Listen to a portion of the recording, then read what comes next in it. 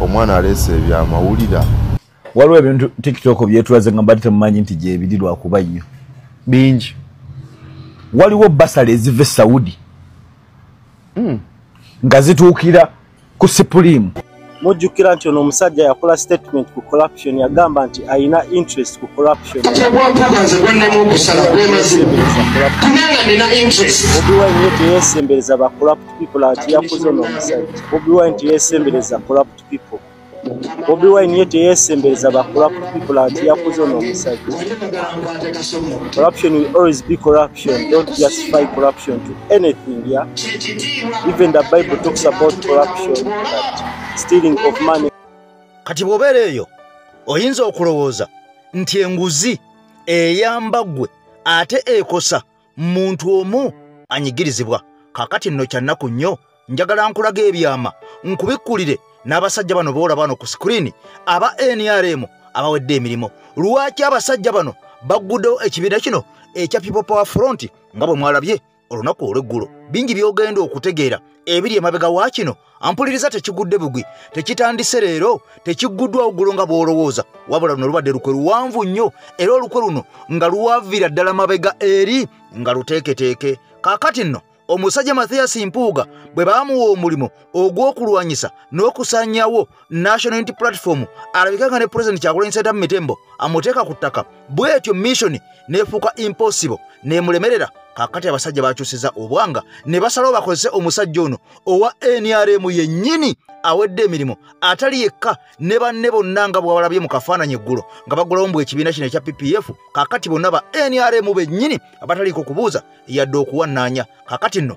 amaanyi Mpuuga ne ssente ze bamuteekamu bagenza okulaba nga byonna byafa ttogge era nga byayiika ng'entungo eyiika. Kakati kwe kusalawo bakolere ddala ekifaanaganya ddala kyennyini ne NUP kyekola n'enkofiira okuli ekigambo People Power basobole okubeera nga babiwandiisa. Jjukira nti bino mu kusooka erinnya lino lyasooka ne litwalibwa Balamu. Kakati essaawa zino ate omusajja ono y'omu ekibiina kino yakiwandiisizza mu mannya gaabwe. Kati bingi byogenda okulira ebisingako wano ekiri e Sudaani kifumba mutuku. Mwami Museveni gyalaze ebintu birungi si birungi. Abadinka bafuuse abadinka, abadinka bafuuse abadinka. Byonna ogenda biwulira obitegeere. Nze Eke Master nkweyanjulira butereevu nnyo, ntambula na mulongo waso mu Lutansozi oyo atuyambako okubeera nga tulina ebizibu abituvuunusa byonna ebya buli kkala. Kale omulongo waso mu Lutansozi ennamba yeeyo. Nkugambye ne bw'oba oli bulaya gikooneko tojja kwejjusa, atajja kufuula VIP, tojja kusimba layini.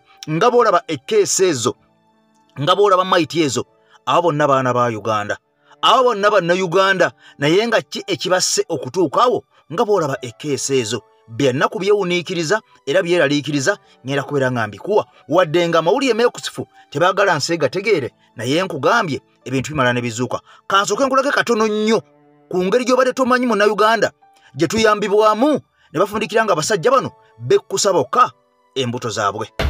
Omwana alese ebyamawulira. Waliwo ebintu TikTok byetulaze nga mbadde temumanyi nti gye biri lwakuba nnyo bingi. Waliwo basale eziva e Saudi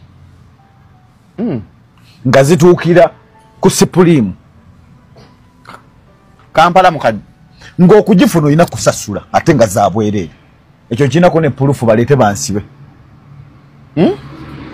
Baleeta ente okuva mu Bataki nga zigenda Luzira mu makomera, Luzira batwala byenda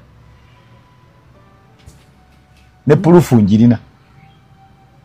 baseeka bakyaffe bannaddiini. Kakati bw'akwata omuzindalo bakyamuka ne batamanya nti abantu abali ku ground baagala ki. TikTok eno gira Mufti yagaye bagijjemu. Mufti ajagalako ki? Nanti mumukuba. Kati nga gwe byeyogedde mbabawe ne batwala ebyenda. Ensonga lwaki agala ate sengari yali TikTok. Kyade tujja kutegeera nti omuzikiti bagubanja. Ehiba yogera ku by'omuzikiti byakomawo. Sengari yali TikTok. Kyade tujja kutegeera nti Mufti muzikiti gwonna yajja naggulawo gate nga tomuzikiti bagubanja. Wallahi billah. Chano yeno giraba. Wallahi nga okyaliwo olina okunteekako nti ali yafudde ate mawulire. Kakati nno ebigambo ntandise okubeera nga mbikusumululira era njagala obeere ng'obiwuliriza era obigoberere ku mukutu gwo ogw'enkyukakyuka ogwa Munnayuganda oyo anyigirizibwa. nziramu okweyanjulira nga nze Eke Master atudde emabega w'omuzindalo okwanjululiza n'okulambulira ensonga zino ez'olunaku olwaleero. Kaakati nno mbeebaza nnyo mwenna okubeera nga mutambula naffe obutakoowa enkya n'eggulo. Kaakati nno mukwano gwange ampuliriza olunaku olw'eggulo nakoze akatambi kano naye bangi bambuuza ddala abantu bano baawa ani MP waabwe. Kaakati nno ekyamazima amatuufu abantu bano nga bw'obalaba abawejjere abaatuuse n'okudduka ku kyalo ne bagenda nga babundabunda ng'ensi ebalemeredde. MP waabwe ye Minisita Mulamba Jim Muhwezi era ono alina n'akakwate ku State House ne ku Mwami Museveni era ye MP ow'ekitundu kino era wa NRM. Kaakati abantu bano nga bw'obalaba ago ge maka mwe babeera, eyo ze nnyumba mwe basula, mwe bazaalira abaana, mwe babeera n'abaana baabwe. Banojjukira tebaweerera baana kubanga ensimbi yabeesamba. Bano tebajjanjaba baana kubanga ensimbi yabeesamba. Bano tebabeerako na kintu kirungi kubanga akasente tebalina. Era bano okufunako ku kintu ekirungi nga kampeyini zituuse ng'abasajja bano ba Meja General Jim Muhwezi bagenzeyo bugenzi kuba kampeyini ne babasuulira ku busukaali, ne babasuulira ku busabbuuni, ne babasuulira ku bugirita. Kaakati nno n'obugoyegoye n'ebisaati ebya kyenvu. Kaakati ogwolaba y'omu ku ba elders ab'ekitundu kino ampuliriza bigambo bya nnaku, ebigambo byenkugamba bano bannayuganda abawedde emirimu. Era nkugambye nti MP waabwe atalina kyabakoledde yadde ye Honorable Jim Muhwezi. Oyo bwe njogera erinnya eryo tewali atalimanyi. Muwulidde ensimbi n'ensimbi ezizze nga zibulankanyizibwa era nga n'erinnya lino erya Jim teribuzeemu. Kaakati muwulidde abantu abazze nga bakuba emiggo. Waliwo n'omukyala MP omu mu bitundu ebyeyo yakubwa ng'agamba nti mu kukubwa yalagibwa abasajja ba komando. Meja General Jim Muhwezi yabalagira bamuwutule ono olw'okubeera ng'amwekiika. Kaakati nno oyo y'omu ku baminisita era yakiikirira bannayuganda nga bw'obalaba bwe twogera ku bwavu, bwe twogera ku malwaliro amabi, bwe twogera ku nguudo embi, bwe twogera ku masomero amabi, bwe twogera ku bujjanjabi obubi, bwe twogera ku masannyalaze, bwe twogera ku njala eruma bannayuganda. Kaakati n'okubeera nga mukwano gwange ampuliriza abaana ba Uganda bakuzibwa mu nkuzibwa bwetyo olwo abantu ab'enjawulo ne babeera nga bo beeyagalira mu nsi bokka na bokka oba oliawo nga tebasobodde okubeera nga bayamba omuntu abandisobodde okubeera nga bamuyamba. Nkugambye nti MP waabwe ye Honorable Meja General Jim Muhwezi ono nga mu State House takyakonkona akyama bukyami wayagalidde era agenda bugenzi wayagalidde. Kati ebigambo bino ampuliriza njaga nnyo butereevu nnyo nsooke mbikuwe mu lwatu omanye nti amawulire gano okusiga AKTV Media Uganda ngaffe wabulaga abannayuganda ge balina okumanya. Bw'otuuka ku kyalo k'Empazzi mu ggombolola y'e Bwambala mu disitulikiti y'e Rukungiri, embeera abantu gye bawangaaliramu esobola n'okuyungula omuntu ezziga. Bano beevuma abakulembeze baabwe bagamba nti mu kifo ky'okukola ku bye babasuubiza nga babasaba obululu badda mu kukkusa mbuto zaabwe. Kati bano obwavu oyinza okugamba nti bubawunyako ng'ekisooka okwoleka kino y'embeera mwe bawangaalira kw'ossa n'okusoomoozebwa kwe bayitamu. Embeera y'obworo neetuteganisa munonga. Tuyina abaana biitu batulemire kushomesa, tuli kubi munonga. Bworo tujje enyuma munonga. Tine kituyine nentwe nangu abokutuyamba turuge enyuma tushane n'abandi.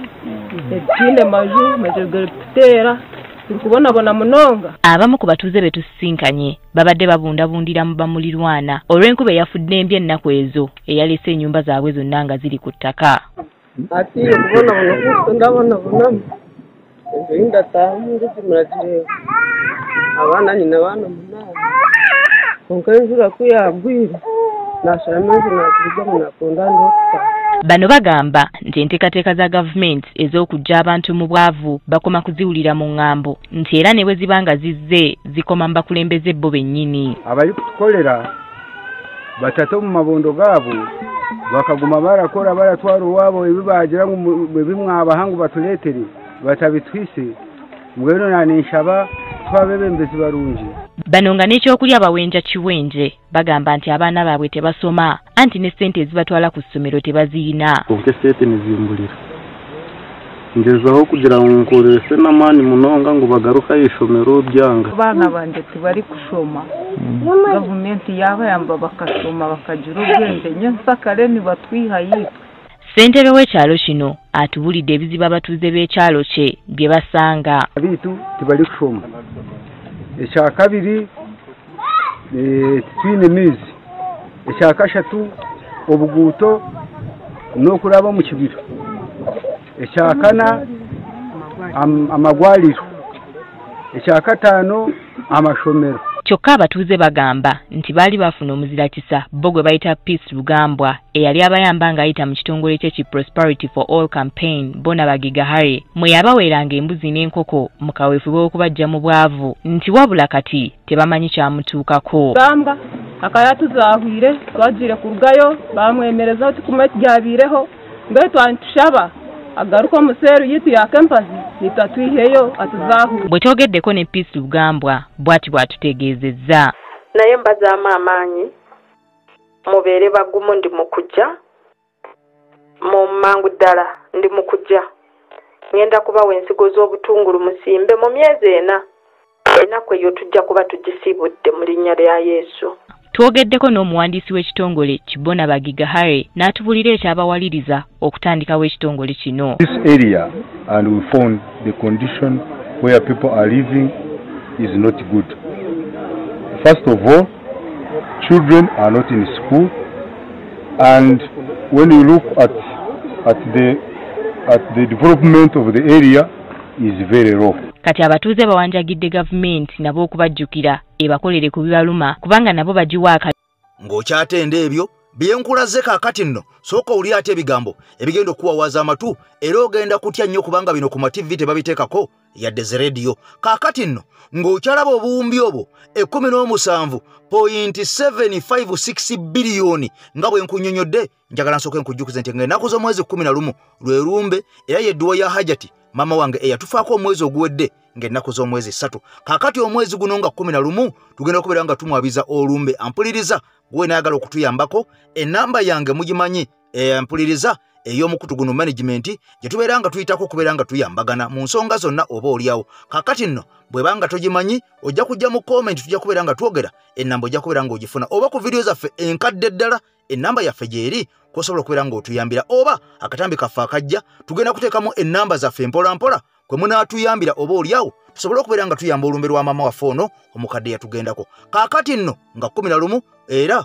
gwe mwezi guno gwe nnyini tubeebaza nnyo abatubeererawo mu kuziika era tusaba obuyambi bwammwe ne mu lumbe luno lwennyini tugendamu nga 11 bwe mba nga musobodde. Kati wulira nga gavumenti y'eggwanga Uganda emaze okubeera nga eyisa obuwumbi okusinziira ku paaliyamenti egamba nti balina amawulire ge baazudde mbu nga Mulago Hospital eddwaliro ekkulu erya Uganda lyaweebwa obuwumbi 17 nkugambye lyaweebwa obuwumbi 17.756 biliyoni bwe buwumbi era ng'essente zino zaweebwa eddwaliro lino ekkulu ery'Omulago okubeera nga bagula eddagala erigenda okubeera nga liyambako bannayuganda bonna oba oli Kabaale oba oli Ggulu oba oli Paida oba oli Luddawa essente ezaweebwayo ziri obuwumbi 17.756 zezogula eddagala liyambe bannayuganda miliyoni 45. Kakati wulira ebyama kyokka nga yo URA yokka wuliriza URA yokka kigambibwa mbu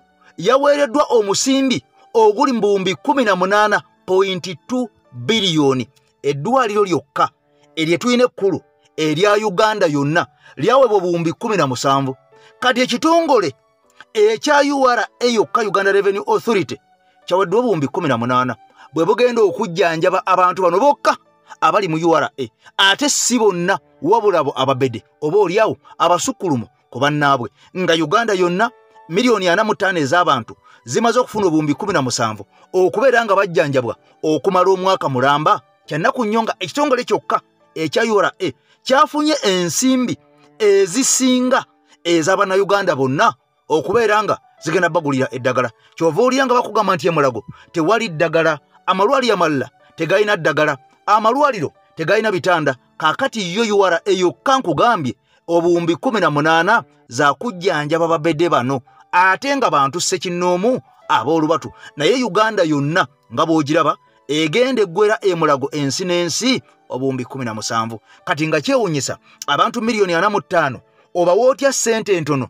ku bantu ab'olubatu ate balina obawa ssente nnyingi ekitongole obutongole ekifumbekeddemu omusimbi ogwa munnayuganda kubanga bw'oboogerageranyiza wano mu Uganda ensimbi weesinga okuva gavumenti eno weesinga okujja ensimbi y'ensimbi eva ku bankuba kyeyo ezo ssente ze baweereza okuyingira mu Uganda bafuna ensimbi mpitirivu nnyo omusolo ogusolozebwa ku bantu abo oba olyawo kaakati abaddako be ba URA essente ze basoloza ku bannayuganda omusolo oba olyawo ampuliriza gwe gumu ku ssente esinga okubeera ennyingi eziva mu bannayuganda kaakati bano bakonsidaringiddwa nnyo era ng'abantu ab'enjawulo ennyo okubeera nga bo omusimbi ogwo nga bw'ogulabye gwakubeera nga gubajjanjaba naye biliyoni 17 nga bwenzikulaze wali eri zez'okujjanjaba Uganda yonna buli anaayitira emulago nabagamba nti mukadde wange yafa obulwadde obwa kookolo oba muyite kansa wabula ng'ekyali emulago nagendayokko emirundi n'emirundi n'enkyerabirako n'amaaso gange era kiri toyoya bw'otuuka mu Cancer Institute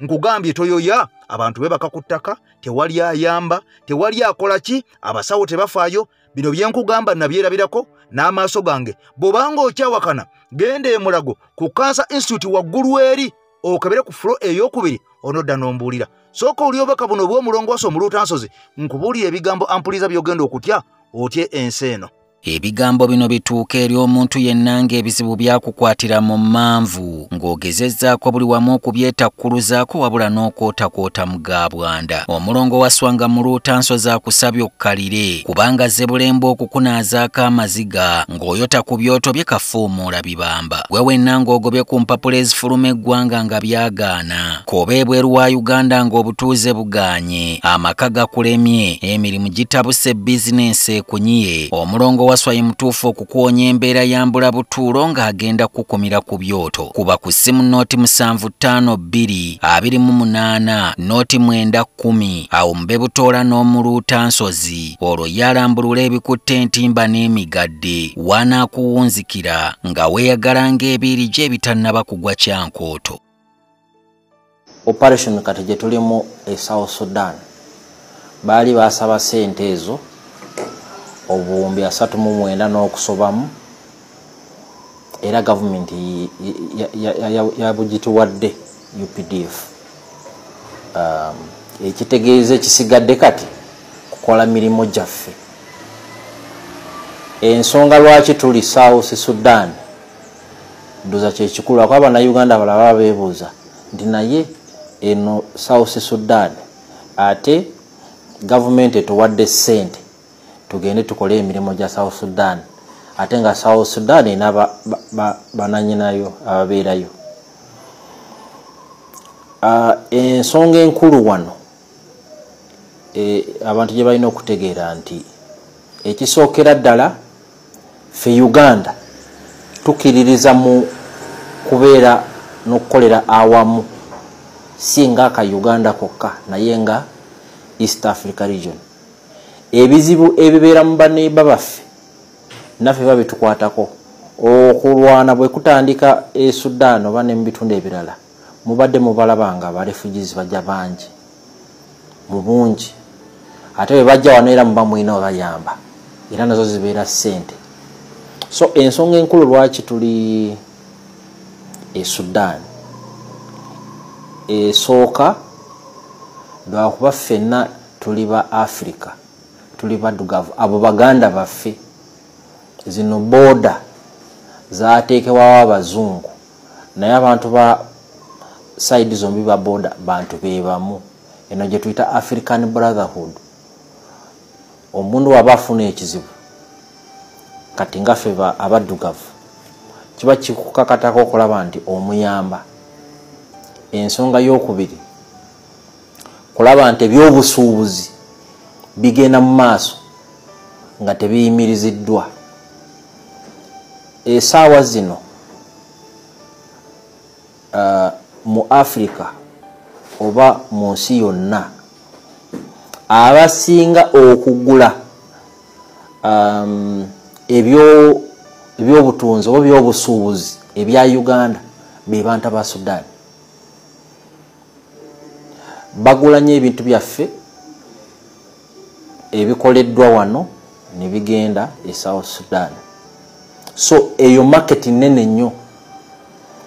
So bwe tujja South Sudan nitugezaako kakanya embeera kiba kitegeeza ebyobusobozi byagenda mu maaso nga tebifunye oba kuyimiriziddwa oba n'ebirala bwe bityo. Ekyokusatu kulaba nti ensonga eziri e Sudan, South Sudan tezeeyongera okugaziwa nezimaliriza nga ebitundu byonna by'omu region East Africa byonna kati naffe netataka kutukwatako. Tugezaako kulaba akasonga akaliwo akatono obutakanya kakomaawo wekali kaleme kugenda nga kageja mu maaso eyo. So ezo sente zijja kutuyamba okutuukiriza omulimu ogwo. Kakati ezo zonna nsimbi biliyoni 3.9 ezo zoolekedde eggwanga erya South Sudan, wabula nga Munnayuganda yeebuuza nfuniramu wa? Kubanga essente zino mu bwangu n'ekitalo zamaze dde okubeera nga ziweebwayo nga bw'owulidde omusajja oyo omwogezi w'amagye, wabula nga kino n'okubeera nga amagye gagenda e Sudaani nga tebeebuuza na ku paaliyamenti baagatwala butwazi oluvannyuma paaliyamenti ne bagitegeezaako butegeeza. Kaakati nno ensimbi nga zino ezigenda mu bikwekweto ng'ebyo Munnayuganda by'atalinaako yadde akakwate byatafunamu yadde eddakiika n'emu zo zanguwa okulabwako, kyokka ng'ez'Abannayuganda ezandimaze ebizibu byabwe mwenna mujjukira abasawo abavayo ne beekalakasa nga bagamba ensimbi tebalina sente ze bawa za musaala, era ne ba internship baalema okugenda okusoma nga bagamba gavumenti mbu terina ssente. Abasawo bamala kwekalakasa okubeera nga bano banaasasulwa. Kaakali bwetunulira omusaala ogw'abasirikale bano bennyini abasindikibwa eyo gwa buwujjo, bw'otunulira abapoliisi n'amayumba mwe basula kaakati byonna bikwasa ennaku, wabula nga bano ensimbi ez'okuyiwayiwa obuyinga mu ezo mission ezo zo tezibula ddakiika budakiika nga zaalabise dda. Wabula Honorable Joel Ssenyonyi ono nga yakwira oddovuganya mu paaliyamenti ku lwa NUP oba oluli ku opposition ffenna, ono nga eriida waffe kaakati nno avuddeyo n'asekerera abasajja. Era ono yabuuziddwa olunaku olwajjo ku NTV dwa akasiimo yakafuna nga munne bwe yakafuna. Ono yavuddeyo n'ategeeza ensi mu kusaaga nti akasiimo takalabangako, era kitegeeza ono si waakuweebwa akasiimo, kubanga ono agamba nti akasiimo bano abasajja ke bagaba olwo okutuuka bwoti mu paaliyamenti olwo okutuuka mu ofiisi eno akasiimo nga bakakuweerawo. Kati ono agamba mpezezza omwaka mulamba n'ekintu sirabangako kasiimo, nga kitegeeza ndowooza nze sirikafuna, kubanga balina okukafuna beebo nga bakatula bati mu ofiisi essente ezo ne bazibaweerawo. Ne weebuuza kiki babadde basiima nga n'omuntu okola tanaba na kubeera nga akola, kubanga akyogerako si yakireeta. Kati omuntu ng'ono bw'omuwa akasiimo bw'afiirawo olwo gavumenti ya Uganda oba Bannayuganda baba baganyuddwamu ki okubeera nga yaweebwa akasiimo, naye nga n'akasiimo ke yaweebwa oba oliawo takakoleredde. Kati bino byonna nga bigenda mu maaso, omukulu ono Honorable Joel Ssenyonyi abangi bamuyisangamu olugaayo, bamuyisangamu amaaso nga balowooza tajja kukola, wabula olw'okubanga musajja mugumu ng'ejjinja alina omutwe mugumu gumulinga gwa AK Master. Kaakati ono yasekerera nga busekerezi bantu bano n'abeera nga abasekerera paka lwe baasalawo ne bakkiriza nti leader of opposition oba oyagala oba toyagala. Era bano baleeta n'ebiteekateeka ebyokwagala okulonda leader of opposition basobole okubeera nga bamugya mu ofiisi, wabula bino byonna kwali kuyiwansirano ku mazzi. Omusajja yabalemerako era yakyabatwala nga Mwami Kyagulanyi bwe yakibala ne NUP yennyini. Olwo nga tumaze okwegagambulako omusajja oli omunnanfuusi Kimera Mpuyi 2 mwenna nga bwe mumanyi. Kati bino byonna nga bigenda mu maaso, era omusajja ono yaggulyewo ddala empayana ku leader of opposition n'abaako ne bammemba aba NUP be yabuzaabuza n'abaalya naye ensimbi n'asobola okubeera ng'ono yabazza ku ludda lwe. Wabula era nga nekyo kigenda mu maaso essaawa zino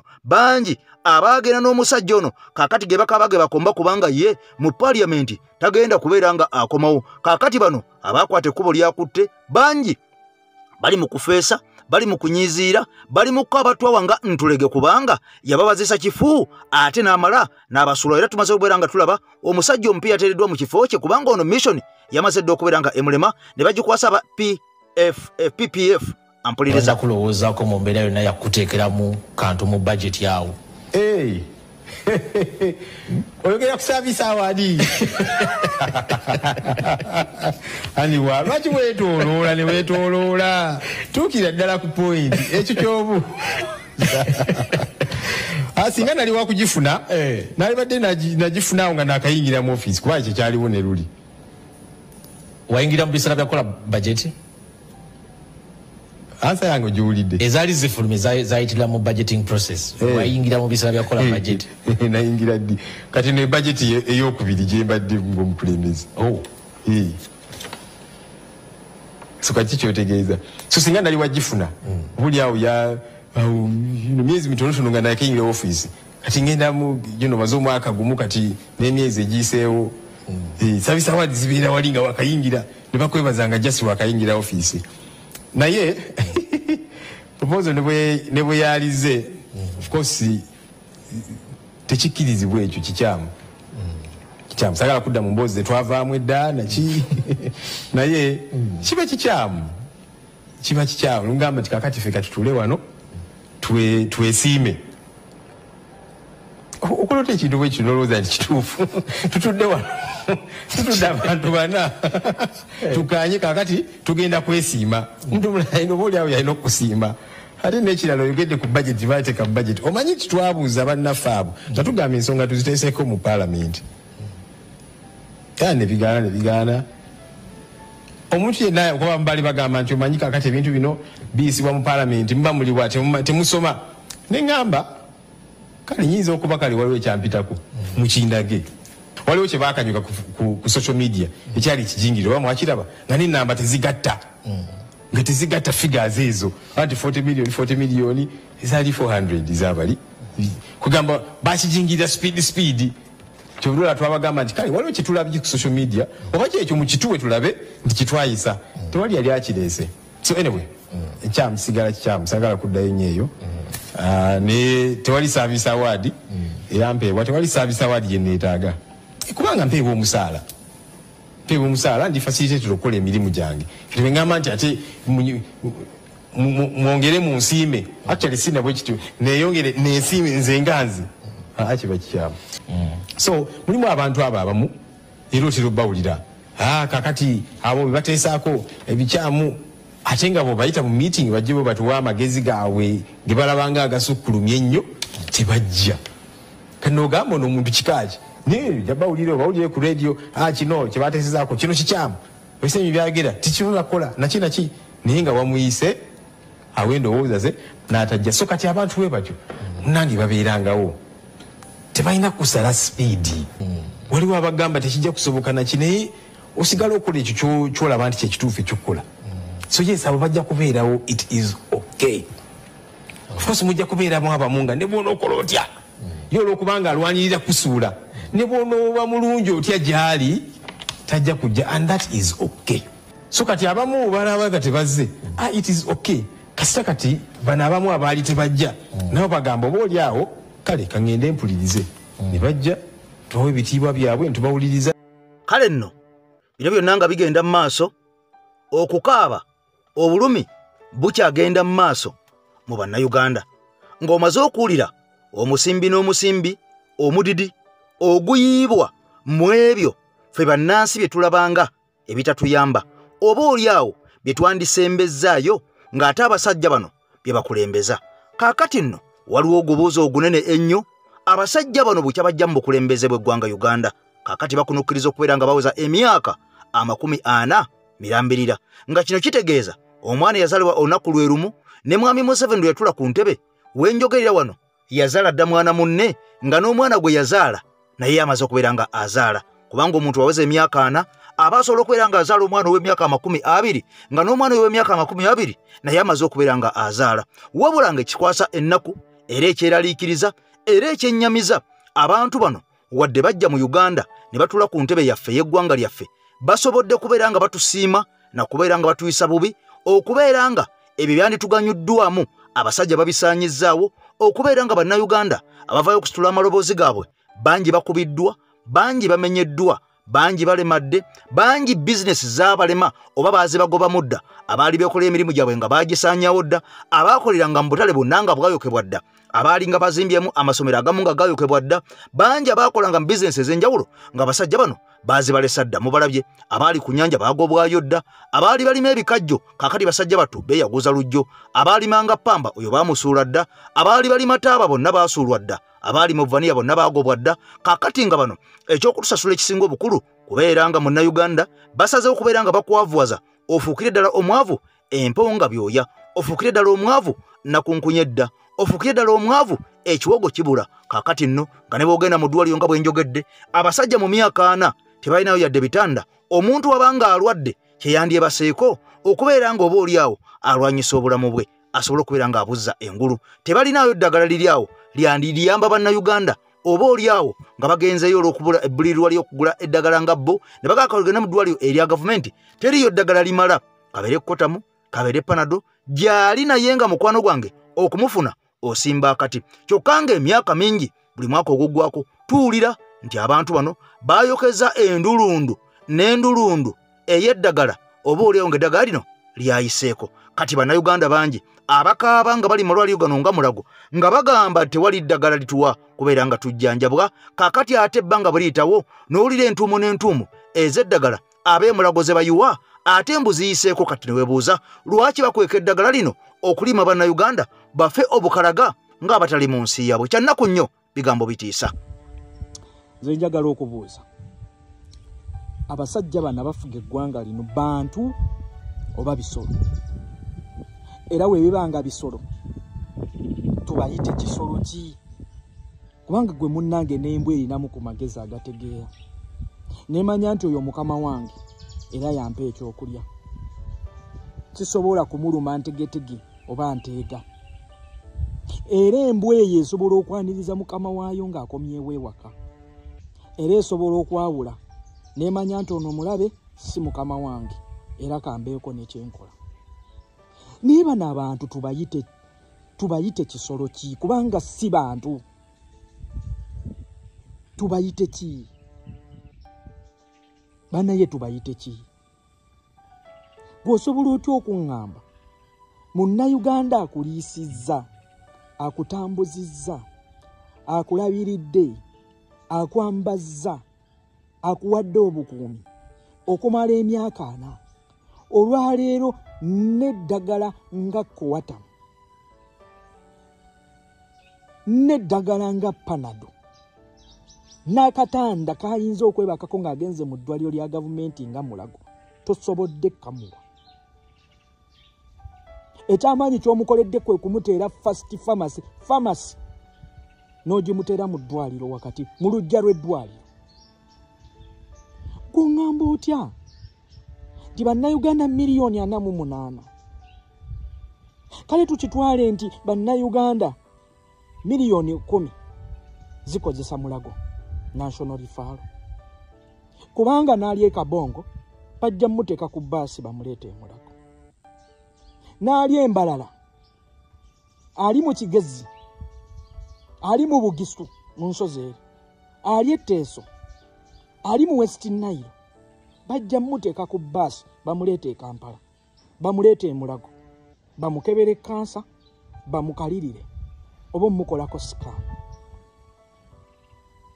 kati eddwaliro erifaananako bwerityo lyewateerawo bannayuganda bafunemu obuweereza nga basinziirira ku ssente yaabwe ey'omuwi w'omusolo gy'obakuŋŋaanyaamu mazima ddala oŋŋamba otya nti eddwaliro nga mulago oliwadde biliyoni 17 zigule eddagala eri abannayuganda bonna n'ebikozesebwa mu ddwaliro okumala omwaka mulamba n'okwata ekitongole ekya URA Uganda Revenue Authority n'owa abakozi baakyo staff biliyoni 18 bannayuganda bonna abagenda emulago obawadde biliyoni 17 abakozi ba URA bokka obawadde biliyoni 18 yabaffe ne twebuuza b'abakozi ba URA bano be baani era bafubutuka wa bw'okola okunoonyereza n'otunulira staff ya URA yonna efubutuka awantu wamu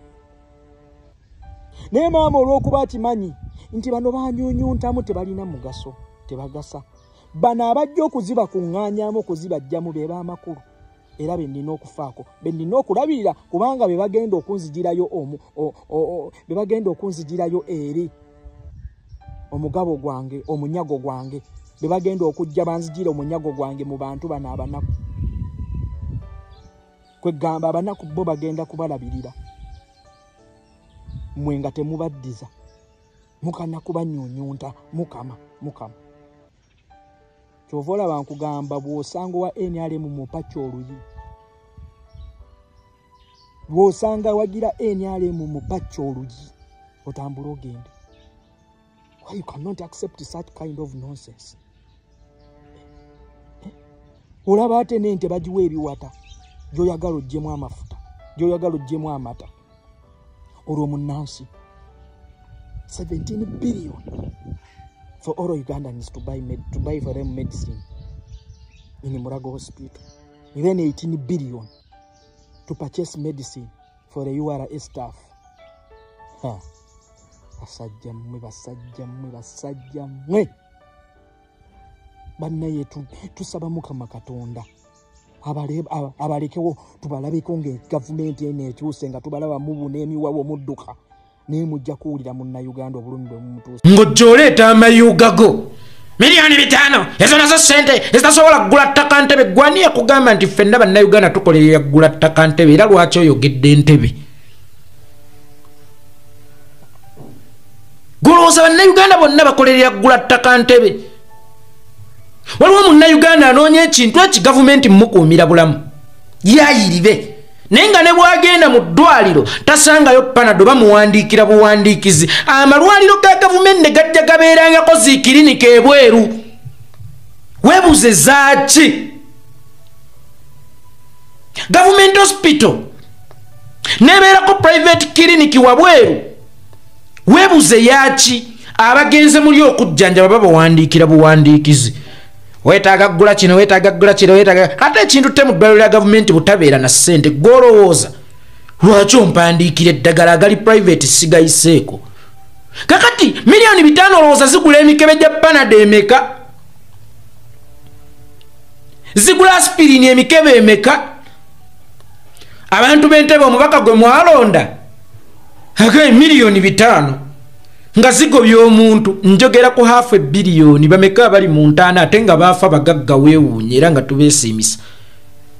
Naye nga miliyoni 5 nabo balootako ndoote. Aziweewudde omukulu yajja n'avuba lumu nga kamunye. Ate ayina aboogeza abalungi atunula ng'omwoki w'amanda. Aziweewudde bw'ati n'azijeegula miliyoni 5. Ezo nazo ssente ezitasobola na kugula ttaka ntebe. Ezo nazo ssente agira ebyoya mu nnyindo by'atasaayira.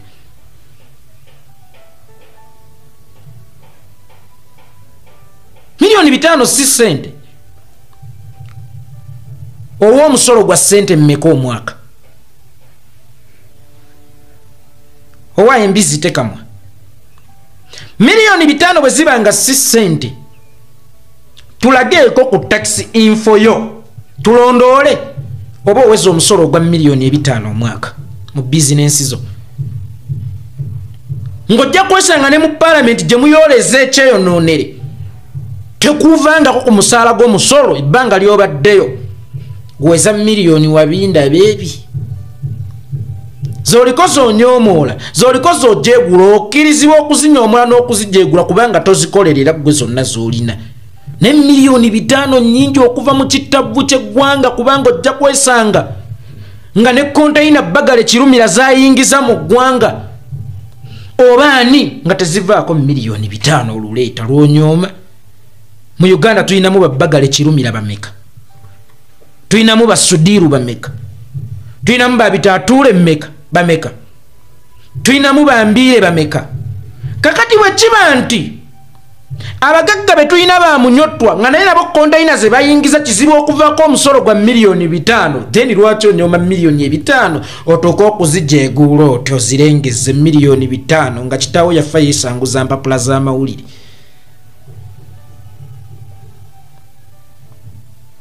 Oli wanjovu kuba mpulira gwe Kakembo noonya nnyoko gye yakwenda akugabe ku kika ekituufu kuba mbuusabuusa ab'enjovu tutera okuba abategeevu era abasengejja. Kati ate obeera otya ow'enjovu ng'oli honorable ng'olowooza nga mutabani wange Amaalu nsonyiwa bambi nkuvumye okugeraageranya ku ddebe nga lino nti olowooza nga ddyo kuba mmanyi olowooza okusinga kate. Kale nnyo ebigambo ebyo by'owulira bye bimu ku ebyo ebikwasa bannayuganda ennaku. Omusajja ng'ono mbwatekamwa wawano ntebe wabula ono be bamu ku baalemwa okumanya nti ensimbi miliyoni 5 sente mpitirivu nnyo ku Munnayuganda nga bwe nkulaza abantu abo abasenguse ku kyalo mu video yaffe eno ne babeera nga amazzi gababunzabunzizza tebalina webeege kaluba tebalina masomero tebalina malwaliro naye ensimbi oba oliawo ezandiyambye abantu nga bano baziwa abantu ssekinnoomu okubeera nga bayisawo ebigendererwa ebya Mwami Museveni kaakati nno na bano ne bafuna babakongojja kaakati bano basajja bambwa tekamwa nga bwolaba omusajja ono omukulu eyasembezebwa bannayuganda mu bulumi ne babeera nga babasasuddemu ate bukyayi